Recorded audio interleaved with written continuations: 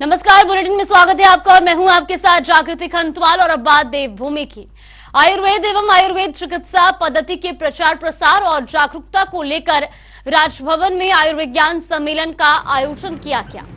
इसका शुभारंभ राज्यपाल लेफ्टिनेंट जनरल गुरमीत सिंह ने किया और इस सम्मेलन में आयुर्वेद से जुड़े आयुर्वेदाचार्य, अखिल भारतीय आयुर्वेदिक संस्थान के निदेशक और प्रोफेसर सहित तमाम लोग मौजूद रहे।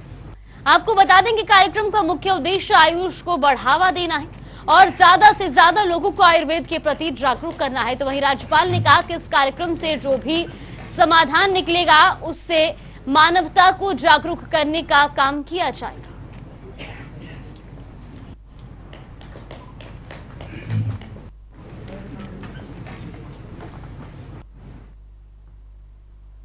उत्तराखंड के कृषि मंत्री गणेश जोशी हल्द्वानी पहुंचे, जहां उन्होंने आगामी 7 और 8 अक्टूबर को लगने वाली श्री अन्न महोत्सव की तैयारियों का जायजा लिया। तैयारियों को लेकर बी इंटर कॉलेज परिसर का स्थलीय निरीक्षण किया गया और इस दौरान अधिकारियों को जल्द से जल्द सभी तैयारियां पूरी करने के निर्देश दिए गए। तो वहीं कृषि मंत्री गणेश जोशी ने जानकारी देते हुए बताया कि श्री अन्न महोत्सव में देश के गृह मंत्री अमित शाह के साथ 2 राज्यों के मुख्यमंत्री भी शामिल होंगे। साथ ही कहा कि ये महोत्सव उत्तराखंड के लिए बेहद महत्वपूर्ण है, क्योंकि उत्तराखंड की परंपरागत खेती में ही मोटा अनाज होता है और उसी को प्रोत्साहित करने के लिए केंद्र और राज्य सरकार बड़े पैमाने पर काम कर रही है।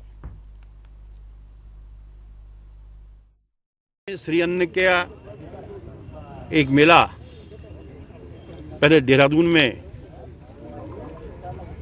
मार्च के महीने में हमने लगाया था, जो 4 दिन चला, और आज 7 और 8 को कुमाऊं के द्वार हल्द्वानी में श्री अन्न महोत्सव का कार्यक्रम यहाँ पे रखा जा रहा है, जिसमें हमारे केंद्रीय गृह मंत्री अमित शाह जी यहाँ पर आएंगे, अन्य प्रदेशों के मुख्यमंत्री यहाँ पर आएंगे, वैज्ञानिक यहाँ पर आएंगे, टेक्निकल सेशन भी यहाँ पर होंगे। उसकी तैयारियों का जायजा लेने के लिए उस व्यवस्था को मैं यहाँ पर आया हूँ और मुझे पूरा भरोसा है कि जिस प्रकार से आज लोगों की रुचि मिलेट्स की ओर है, इस श्री अन्न महोत्सव में भारी संख्या में पब्लिक आएगी और जो हमारा ध्येय है कि मिलेट का ज्यादा प्रचार प्रसार हो।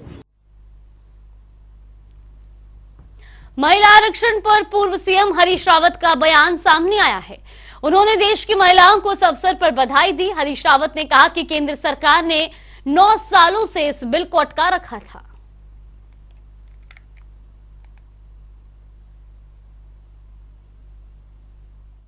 ये बहनों को बहुत बहुत बधाई है। अनंतो गत्वा दुर्गा की भावना जो है, इस सरकार ने जो 9.5 साल तक सोई हुई थी, जिसको सोनिया गांधी निरंतर जगाने का काम कर रही थी महिला विधेयक के मामले में, आरक्षण के मामले में, जो है वो कम से कम लेकर के आई और हमने पूरे खुले मन से उसका सपोर्ट किया है महिलाओं। मगर हम कह रहे हैं कि ये 2029 में क्यों, अभी लागू करो ना, 2024 में लागू करो। हाँ। और देहरादून में कांग्रेस ने मुख्यमंत्री आवास कूच किया और प्रदेश महिला कांग्रेस की अध्यक्ष ज्योति रौतेला के नेतृत्व में सैकड़ों कांग्रेसी कार्यकर्ताओं और पदाधिकारियों ने मुख्यमंत्री आवास का घेराव किया। इस दौरान मुख्यमंत्री आवास घेराव में पूर्व मुख्यमंत्री हरीश रावत और प्रदेश अध्यक्ष करण महरा सहित पूर्व प्रदेश अध्यक्ष गणेश गोदियाल भी मौजूद रहे। तो वहीं पुलिस ने प्रदर्शनकारियों को मुख्यमंत्री आवास से पहले ही रोक दिया। प्रदेश महिला कांग्रेस के अध्यक्ष ज्योति रौतेला ने सरकार से अंकिता भंडारी हत्याकांड मामले में कोई कार्रवाई न किए जाने के आरोप लगाते हुए अपना सर मुंडवाया। उन्होंने कहा कि सरकार अंकिता के हत्यारों को बचाना चाहती है। के साथ अत्याचार हो रहे हैं तो ये सरकार गूंगी बड़ी सरकार हो जा रही है। तो ऐसा क्या करें कि सरकार को जगाया जाए। मुझे लगा कि सरकार तो जागेगी नहीं, धरने से नहीं जागेगी, प्रदर्शन से नहीं जागेगी। कम से कम मैं इनको श्रद्धांजलि दे दूं, इनको ये बता दूं कि ये सरकार मर चुकी है, ये सरकार संवेदनहीन हो चुकी है।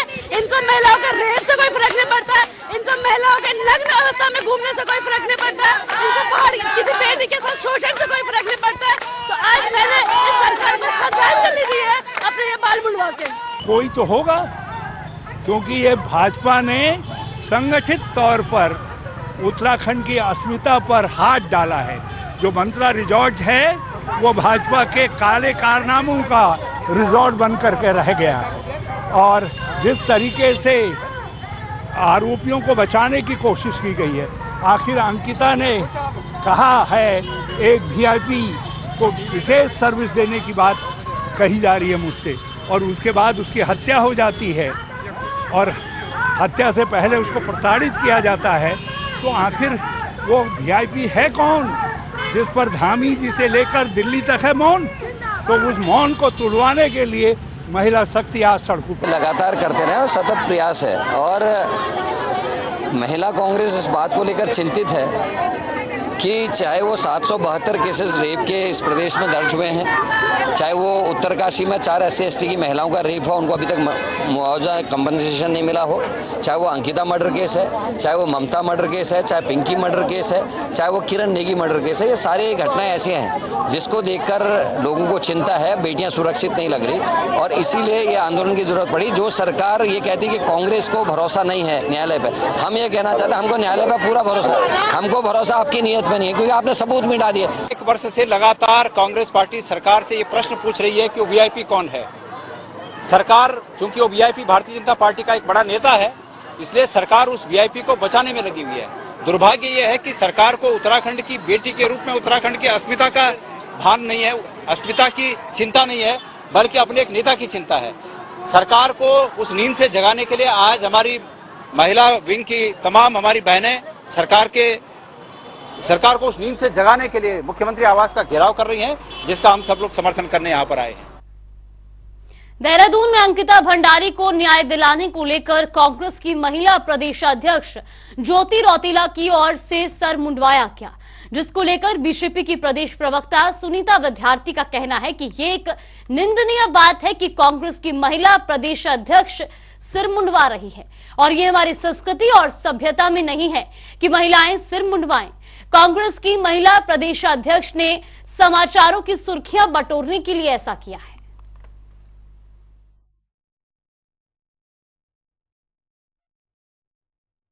देखिए, जिस प्रकार से हमें अभी कांग्रेस प्रदेश अध्यक्ष द्वारा जो इस तरीके का ये एक अशोभनीय और मैं कहूंगी कि जो निंदनीय कृत्य और अपरिपक्वता, नैतिक पतन की पराकाष्ठा और इस तरीके का जो इन्होंने ये कार्य किया है बहुत ही निंदनीय है।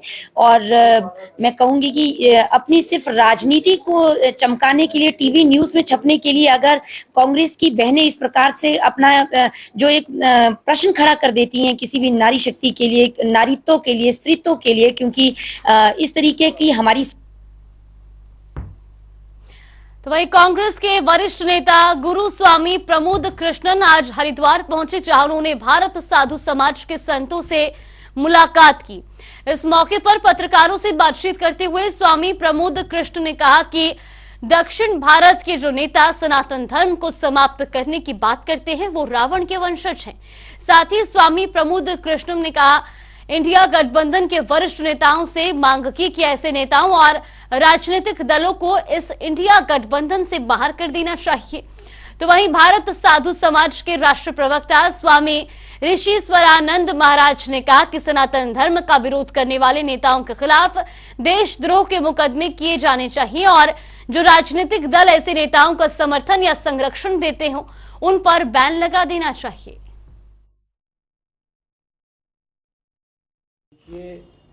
देवभूमि उत्तराखंड से पूर्व में भी कई संतों ने इस बात की आवाज़ उठाई है और केंद्र सरकार तक ये विषय रखा है कि सनातन के प्रति जितने भी व्यक्ति हैं उन पर देशद्रोह का मुकदमा होना चाहिए और उनकी राजनीतिक पार्टियों को बैन कर देना चाहिए, क्योंकि एक सनातन धर्म ही ऐसा है जो विश्व को शांति का संदेश देता है। और ऐसे में जितने भी राजनीतिक दल हैं, इनके भी जितने नेता हैं, निश्चित रूप से ये संत समाज, ये भारत साधु समाज मांग करता है कि उन पे सख्त से सख्त कार्रवाई कर उनको जेल में डाल दिया जाना चाहिए। चलिए, बुलेटिन में फिलहाल के लिए बस इतना ही। यहाँ पे रुकते हैं छोटे से ब्रेक।